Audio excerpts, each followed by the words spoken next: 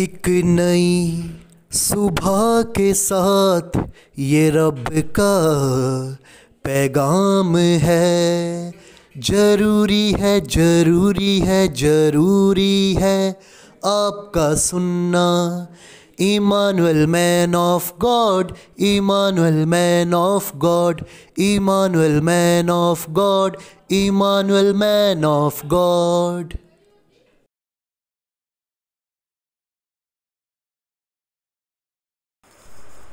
प्यारे दोस्तों, आप सबको जय मसीह की। आइए हम प्रार्थना के साथ शुरुआत करेंगे अपने कार्यक्रम की।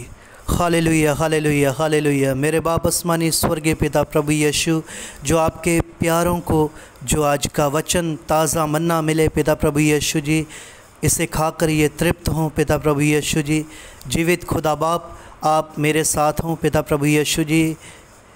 इनको वचन बयान करने में मेरी सहायता करें और इनकी समझने में पिता प्रभु यीशु अगुवाई करो। मैं ना बोलूं, आप मुझ में होकर बोलें पिता यीशु जी। सारी महिमा, सारा आदर, सारा जलाल पिता यीशु जी आपके जीवित मीठे यीशु नाम को मिले पिता प्रभु यीशु। शैतान इनमें से वचन को ना चुराने पाए, प्यारे यीशु नाम में मांगता हूँ, आमीन आमीन हालेलुया। इमानुएल मैन ऑफ गॉड में आज का एपिसोड नंबर 13 है और नाम है सेवा। आज का उपदेश सेवा, मत्ती 6 अध्याय उसका 24 वचन। मत्ती 6 अध्याय उसका 24 वचन।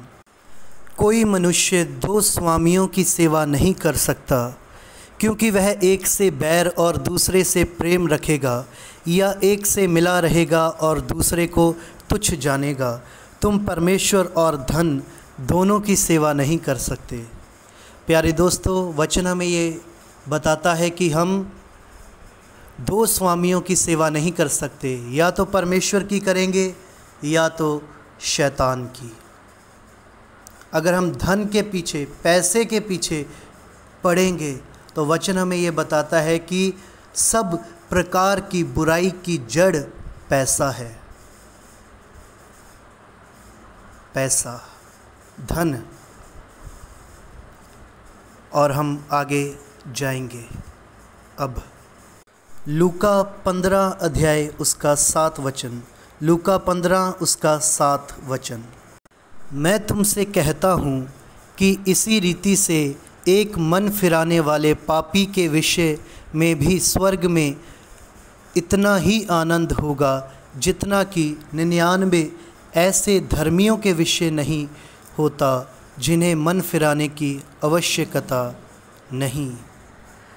दोस्तों, वचन हमें ये बताता है कि एक मन फिराने वाले व्यक्ति, पापी व्यक्ति के विषय में स्वर्ग में इतना ही आनंद होगा जितना कि 99 ऐसे धर्मियों के विषय नहीं होता जिन्हें मन फिराने की आवश्यकता नहीं।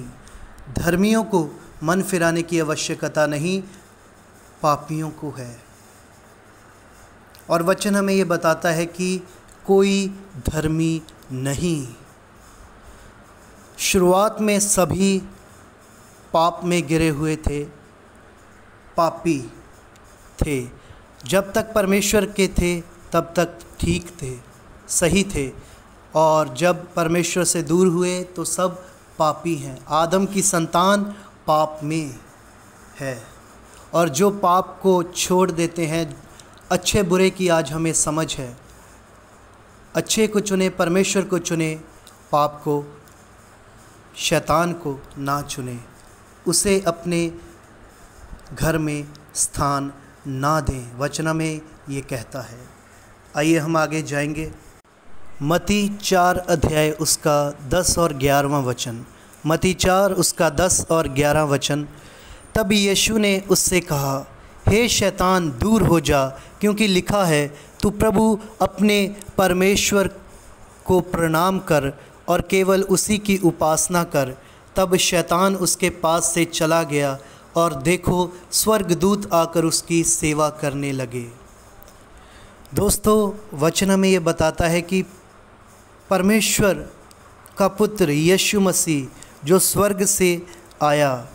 वचन में ये कहता है कि वो देहधारी हुआ, वचन ने मनुष्यों में डेरा किया और शैतान के द्वारा यीशु मसीह की परीक्षा हुई जंगल में। उसकी 3 बार परीक्षा हुई, पहली रोटी से, दूसरी ऊपर उठा लिए जाने से, और उससे शैतान कहता है कि यहाँ से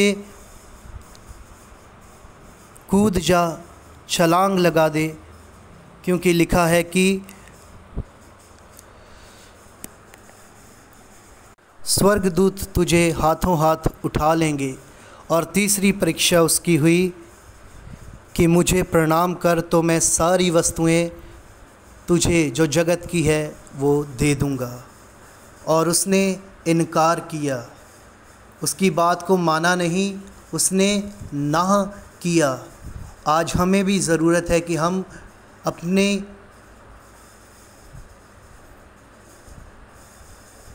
आपको परमेश्वर के हाथ में दे दें और शैतान को ना कहें, हाँ नहीं ना। प्यारे दोस्तों, वचन हमें ये भी बताता है कि जैसे यीशु मसीह की परीक्षा हुई 3 बार, जैसे आदम की परीक्षा हुई, पहले आदम की जो मिट्टी से रचा गया, दूसरा आदम यीशु मसीह जो कि स्वर्गीय है, उसकी भी परीक्षा हुई, और आखिर में आदम की संतान की भी परीक्षा होगी जो कि कठिन होगी, मुश्किल होगी, पर होगी। और वचन हमें पहले से ये बता देता है कि अपने ऊपर शैतान की छाप जो 666 है, 666, 3 बार 6, अपने ऊपर ना लगाएं। अगर हम पर उसकी छाप हमने ग्रहण की लगवाई तो हम शैतान के होंगे, परमेश्वर के नहीं। फिर सुने, शैतान के, परमेश्वर के नहीं, क्योंकि हम पर परमेश्वर की छाप, उसने हमें अपने स्वरूप में रचा है। वचन हमें ये बताता है हम पर पहले से परमेश्वर की छाप है।